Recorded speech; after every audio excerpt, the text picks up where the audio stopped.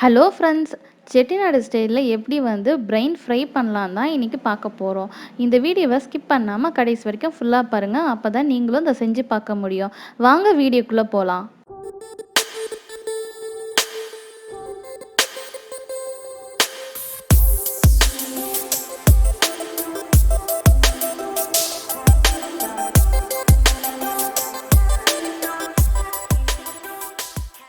Brain fry பண்ணுறதுக்கு என்னென்ன ingredients வேணும்னு பார்த்துடலாம் ஃப்ரெண்ட்ஸ். பிரெயின் எடுத்து வச்சுருக்கேன் கழுவி. அதுக்கப்புறம் பார்த்திங்கன்னா தாளிக்கிறதுக்கு கருவேப்பிலை, ஒரே ஒரு பச்சை மிளகாய் எடுத்திருக்கேன். அடுத்து பார்த்திங்கன்னா மிளகும் சீரகமும் தட்டி எடுத்திருக்கேன். முழுசாக நம்ம அப்படியே போட்டோன்னா அங்கங்கே நச்சு நச்சுன்னு இருக்கும். அதனால் லைட்டாக தட்டி எடுத்துக்கலாம். ரெண்டும் சேர்த்தே நான் 1 ஸ்பூன் தான் எடுத்திருக்கேன். ஏன்னா நம்ம மிளகாய் பொடியெலாம் அடுத்து ஆட் பண்ண போகிறோம். அதனால் சீரகமும் மிளகும் சேர்த்து 1 ஸ்பூன் லைட்டாக தட்டி வச்சுக்கோங்க. 10லேருந்து 15 சின்ன வெங்காயம் எடுத்துக்கோங்க.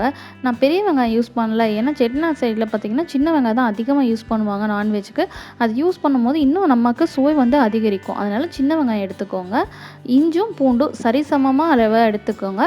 அதை மிக்சியில் போட்டு பேஸ்ட் ஆக்கணும்னு அவசியம் இல்லை. இந்த மாதிரி தட்டி எடுத்துக்கோங்க. தட்டி போடும்போது எப்பயுமே நான்வெஜ் வந்து அதுக்குன்னு ஒரு டேஸ்ட்டு தனியாக வரும். இதுதான் ஃப்ரெண்ட்ஸ் இன்க்ரீடியன்ஸ். நம்ம எப்படி செய்யலான்னு இப்போ அடுத்ததில் பார்க்க போகிறோம். ஒரு வெசல் எடுத்துக்கோங்க. அதில் இந்த மாதிரி வந்து ஒரு அரை செம்பு தண்ணி வந்து ஊற்றிக்கோங்க. இப்போ நம்ம தண்ணியில் வந்து 1 ஸ்பூன் அளவு மஞ்சள் பொடி போடணும். மஞ்சள் பொடி போடும் போது நான்வெஜ்ஜில் அந்த ஸ்மெல் வந்து நமக்கு வராது. 1 ஸ்பூன் மஞ்சள் பொடி போடுறேன். அதுக்கப்புறம் இப்போ நம்ம எடுத்து வச்சுருக்க பிரெயின் எடுத்து அதில் உள்ளே போடுறேன். ஒரு லிட் வச்சு க்ளோஸ் பண்ணிக்கலாம். க்ளோஸ் பண்ணிவிட்டு அது ஒரு 5 மினிட்ஸ் வந்து வேகணும். 5 மினிட்ஸ் கழித்து லிட் எடுத்து பார்க்கும்போது நல்லா பபிள்ஸ் இருக்குது. பிரெயினும் நல்லா வெந்திருக்கு. ஸ்டவ்வை ஆஃப் பண்ணிக்கலாம். ஃப்ரை பண்ணுறதுக்கு ஒரு பேன் எடுத்திருக்கேன். அதில் வந்து ஒரு 4 ஸ்பூன் எண்ணெய் ஊற்றுறேன். எண்ணெய் ஊற்றின பிறகு பார்த்திங்கன்னா எண்ணெய் வந்து கொஞ்சம் சூடான பிறகு கடுகு போடுறேன். கடுகு நல்லா பொரிய ஆரம்பிச்சிருச்சு. அதாவது கடுகு நல்லா வெடிக்குது. இப்போ பார்த்திங்கன்னா அது வெடித்த பிறகு நம்ம எடுத்து வச்சுருக்கோம்ல மிளகும் சீரகமும் தட்டி வச்சுருக்கோம்ல அதை நான் போடுறேன். ஒரு பச்சை மிளகா ஆல்ரெடி எடுத்து வச்சுருக்கோம். நடுவில் கொஞ்சமாக கீறிட்டு அதையும் நான் போடுறேன். அதுக்கப்புறம் கருவேப்பிலை எடுத்திருக்கேன். ஒரு 4லேருந்து 5 கருவேப்பிலைக்கு மேலே அதை அதில் ஆட் பண்ணுறேன். இப்போ நம்ம ஆட் பண்ண சீரகம், மிளகு, கருவேப்பிலெலாம் நல்லா பொரிஞ்சிடுச்சு. இப்போ கட் பண்ணி வச்சுருக்கோம்ல சின்ன வெங்காயம் ஒரு கப்பில் அதை ஆட் பண்ணுறேன். நல்லா இந்த மாதிரி வதக்கி விடணும். எவ்வளோக்கு எவ்வளோ சின்ன வெங்காயம் நல்லா வதங்கியிருக்கோ அந்தளவுக்கு ஃப்ரை நமக்கு ரொம்ப டேஸ்ட்டாக இருக்கும். அதனால் இந்த மாதிரி நல்லா வதக்கி விடணும். இஞ்சி பூண்டு விழுது வந்து நான் தட்டி வச்சுருக்கோம்ல அதை ஆட் பண்ணிவிட்டு நல்லா வதக்கி விட்றேன். ஏன்னா வந்து இஞ்சி பூண்டு பிடிச்சிரும் சீக்கிரமாக. அதனால் நல்லா வதக்கி விட்டுக்கோங்க.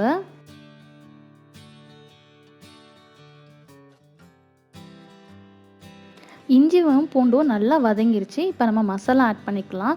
இந்த மசாலாவில் தான் நமக்கு அந்த செட்டிநாடு ஸ்டைல் இப்போ வரப்போகுது. குழம்பு மிளகாய்த்தூள் இருக்கும்ல அது ஒரு 2 ஸ்பூன் எடுத்துக்கோங்க. அதுக்கப்புறம் பார்த்திங்கன்னா ஒரு அரை ஸ்பூன் கிட்ட வந்து கரம் மசாலா எடுத்துக்கோங்க.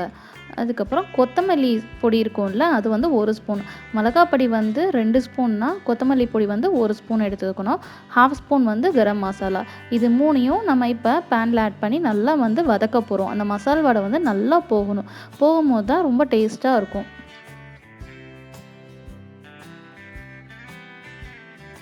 மசாலா ஆட் பண்ணியிருக்கோம்ல அது வதக்குனதுல நல்லா அந்த வாடையெல்லாம் போயிடுச்சு. இப்போ நான் வேக வச்ச பிரெயினை வந்து சின்ன சின்ன துண்டாக நறுக்கியிருக்கேன். அதை வந்து ஆட் பண்ணுறேன். அதை ஆட் பண்ணிவிட்டு நம்ம வேக வைக்கும் போது மஞ்சள் போட்டு வேக வச்சோம்ல அப்போ அதில் தண்ணி இருந்ததில் அதை வந்து நம்ம எடுத்து வச்சுருக்கோம். அதை 1 கப் ஆட் பண்ணுறேன். அந்த தண்ணி வந்து நம்ம கொட்ட தேவையில்லை. அதை ஆட் பண்ணும்போது நல்லா வந்து ஒரு டேஸ்ட் கொடுக்கும். அந்த 1 கப் வாட்டரையும் நான் ஆட் பண்ணிவிட்டு இந்த மாதிரி நல்லா வதக்கி விட்டுக்கோங்க.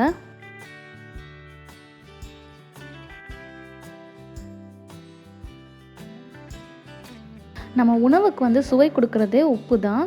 நம்ம ஃப்ரைக்கு தேவையான அளவு உப்பு ஆட் பண்ணிக்கலாம். நான் வந்து இங்கே 2 சின்ன ஸ்பூனில் உப்பு ஆட் பண்ணிக்கிறேன். ஆட் பண்ணிவிட்டு இந்த மாதிரி நல்லா கிளறி விட்றேன். அப்போ தான் வந்து உப்பு வந்து எல்லா இடத்துக்கும் பிடிக்கும்னு சொல்லிட்டு இந்த மாதிரி நல்லா ஃப்ரை பண்ணி விட்றேன். நம்ம ஊற்றின தண்ணியோட பிரெயின் வந்து நல்லா கொதி வந்துட்டுருக்கு. மசாலா வாடையும் நல்லா போயிருக்கும். நல்லா எண்ணெயெல்லாம் கொஞ்சம் பிரிஞ்சு வருது. நல்லா வந்து தண்ணியெலாம் வற்றி ட்ரையாக வந்துடுச்சு. பார்க்கும்போதே உங்களுக்கு நல்லா தெரியும். நல்லா கருவேப்பிலை அதுக்கப்புறம் ஆயிலெலாம் நல்லா பார்க்கவே அப்படியே பளிச்சுன்னு இருக்குது. அப்படியே ஆயில் பபிள்ஸ்லாம் இருக்குது. இந்த நேரத்தில் நம்ம வந்து அடுப்பை ஆஃப் பண்ணிக்கலாம். ஆஃப் பண்ணிவிட்டு சர்விங் ட்ரேக்கு மாற்றிக்கலாம். நமக்கு கிரேவியாக வேணும்னா இந்த இதில் கொஞ்சம் தண்ணி இருக்கும் போதே எடுத்துக்கலாம். கொஞ்சம் ட்ரையாக வேணும்னா இந்த மாதிரி ஃபுல்லாக வற்றின பிறகு எடுத்துக்கலாம். அடுப்பை ஆஃப் பண்ணிக்கிறேன்.